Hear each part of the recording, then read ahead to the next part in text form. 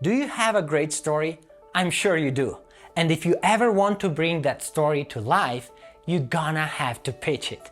As an introvert writer myself, I know how intimidating it can feel to pitch your ideas to a room full of people. I know it's scary. And I've had the fear that people will look at my work and say, oh, he'll never make it because look at how terrible, this is garbage, you know? Luckily today, director Scott Weiser will help us share 7 actionable tips for creating successful pitches that have landed him projects at major animation studios. And keep watching until the end for a bonus tip that will give you the push you need to succeed in the pitching room. Our first tip is about developing your portfolio. As a beginner, it's easy to get caught up in just one project that's close to your heart. But experienced writers know that producing multiple projects help them develop their craft and be versatile during a pitch. So what's the secret to creating a portfolio like that? To create a portfolio, I really think about breadth and depth, right? So you need to go deep into I've really done everything I could and put everything I can into this one feature film script. But also, I have these other ideas I could work on at the same time. If you look at these hugely successful directors, they have 50 films that they directed.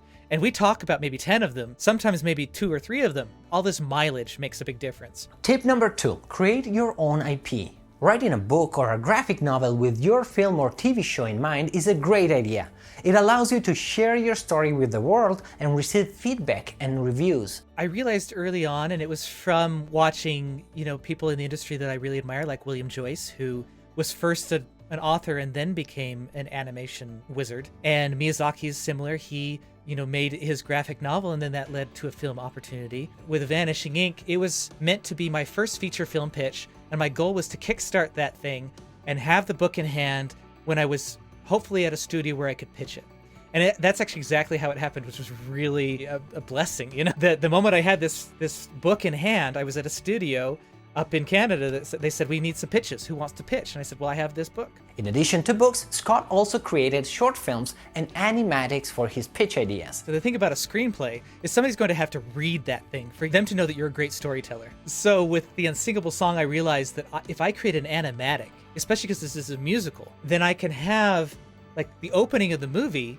You can see that, and then I can go into teasing about the rest of the movie in the rest of the pitch, and then I've got a feature film pitch. That's pretty much what the pitch packet became, and it keeps opening doors and opportunities. Scott just mentioned a pitch package. That is, the material you bring to your pitch meeting that can really make or break your presentation. Well, there's no one right way to present a show. We suggest keeping things simple and focusing on your verbal pitch. For a feature film, it's wise to include a logline, a one-page synopsis, art to give your audience a sense of the mood and tone and look of the film that you're envisioning. For a TV show, it's common to have a show bible or pitch deck, which includes a logline, character intros, episode springboards, and key art for characters, environments, and other visuals. Our next tip is about tailoring your pitch to the room you're in. Know who you're pitching to before you go in the room, right? So you can customize the pitch to them. When you go into that room and you know that this person is into Westerns, are you really going to pitch the sci-fi fantasy? Or are you going to pitch the Western you have? And I don't think there's a one pitch fits all type of structure. Starting out, it can feel overwhelming to have multiple feature film pitches ready to go. A great way to get around that is to focus on writing strong loglines. A logline is a short, compelling phrase that captures the essence of your show. It's an effective way to have multiple projects in the works even before you have a full page package ready. That's the great thing about already having a logline developed, is you can start there and then you can say, okay, these people are interested. So have those loglines at your fingertips. By the way, if you're struggling with crafting a compelling logline, watch our logline video from the link in the description. Tip number 6, make it personal. Pitch yourself and the story behind your story. When you walk into a pitch meeting, you're not just selling your show, you're also presenting yourself as a writer. I'm an animation nerd from a large Italian family who also lived in the US, Spain, and Mexico. That is part of my pitch. Now, what's interesting about your background? What do you do when you're not writing? What inspired you to write this story? The more personal it feels to you, the more universal it will feel for the audience. Because animated productions take such a long time to develop, you need to prove that you would be someone who is easy to collaborate with for years on end and who would be a valuable asset to the development team. When you're pitching your story, make sure to put your best foot forward and show them why you're the perfect fit for the project. In the Cirque De Solitude Kickstarter, I definitely told the story of what inspired me to write that story. You know, I get on the bus and this little lady walked on with this cart full of books, and she doesn't look like anything like the character in the film. Just this one visual of this woman with a cart full of books and a picnic basket on it, I pictured her going on these romantic hikes, and she's in the mountain with her books, and like that's her romance.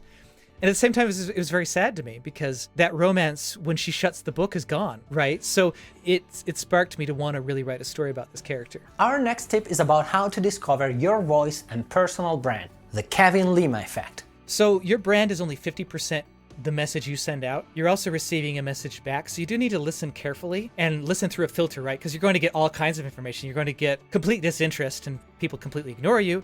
You're going to get some really negative information, and you're going to get some people who really engage with your work, and then you have to figure out, okay, what is it that really piqued your interest, right? I started calling it the Kevin Lima effect because Kevin Lima is a successful director in the animation industry, and all of a sudden just started really engaging with my stuff. Kept saying, wow, you're a workhorse, Scott. You're doing all this work, and it's so inspiring. And so after that happened, I thought, how can I recreate the Kevin Lima effect, right? So I think that what artists can do is go back and review that story of when somebody really showed interest in your work and figure out what it was that interested them from the smallest morsel and then to the bigger picture.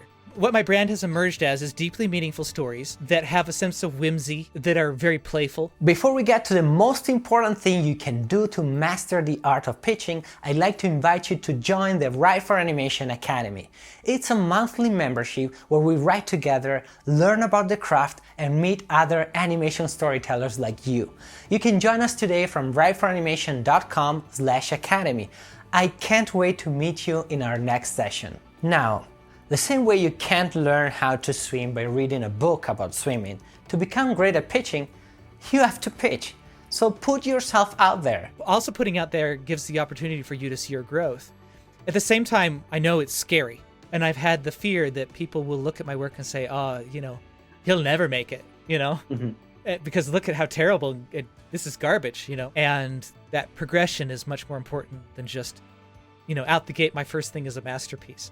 You're always ready to pitch to a complete stranger. I actually did one time. I was sitting out in the middle of this open area at the university, and I was drawing pictures, and this guy comes up and he's like, what are you doing? And I told him, and then I started to tell him about the project and everything. And so I essentially ended up pitching to this guy. I think the point that you're ready to pitch it to maybe a studio when you have the answers to the possible questions that could be asked, and you're able to look at them and their experience and know, now is the time to give the answer, maybe even before they ask the question. I think you should know your story that well.